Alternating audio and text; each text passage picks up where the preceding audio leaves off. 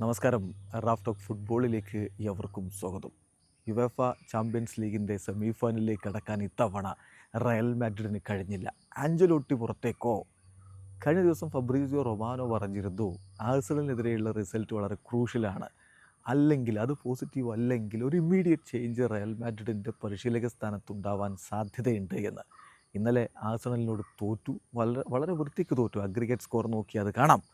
അങ്ങനെ തോറ്റതിന് ശേഷം coach Carlo ആഞ്ചലോട്ടിയോട് തന്നെ നിങ്ങളുടെ ഭാവി എന്താകുമെന്ന് മാധ്യമപ്രവർത്തകർ ചോദിക്കേണ്ട. അതിനുള്ള അദ്ദേഹത്തിൻ്റെ മറുപടി, എൻ്റെ ഫ്യൂച്ചർ റയലിൽ തുടരുമോ എന്നുള്ളത് ഐ ഡോണ്ട് നോ, എനിക്കറിയില്ല, എനിക്കത് അറിയുകയും വേണ്ട. ഇപ്പോൾ തീർച്ചയായിട്ടും എനിക്കിപ്പോൾ അതിനെക്കുറിച്ച് മാനേജറെ മാറ്റുമോ അടുത്ത ക്ലബ്ബ് വേൾഡ് കപ്പിന് മുമ്പ് എന്നുള്ളതിനെക്കുറിച്ച് നിങ്ങളോട് പറയാൻ കഴിയില്ല.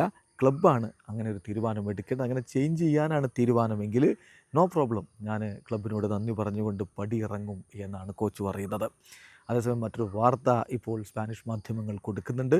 ബ്രസീലിയൻ ടീം CBF ആഞ്ചലോട്ടിയെ എത്തിക്കാനുള്ള ശ്രമങ്ങൾ കൂടുതൽ കരുത്തുറ്റ രൂപത്തിലേക്ക് മാറ്റിയിട്ടുണ്ട് എന്ന്. ഇന്നലെയും അവരതിനുള്ള ശ്രമം നടത്തി എന്നാണ് റിപ്പോർട്ടുകൾ. സോ ആഞ്ചലോട്ടിയുടെ വഴി പുറത്തേക്കാവാനുള്ള എല്ലാ സാധ്യതയും കാണുന്നു. വീഡിയോ അവസാനിക്കുന്നു. ഫുട്ബോൾ ലോകത്തെ കൂടുതൽ വിശേഷങ്ങളുമായി റാഫ് ടോക്സ് കൊണ്ടുവരാം.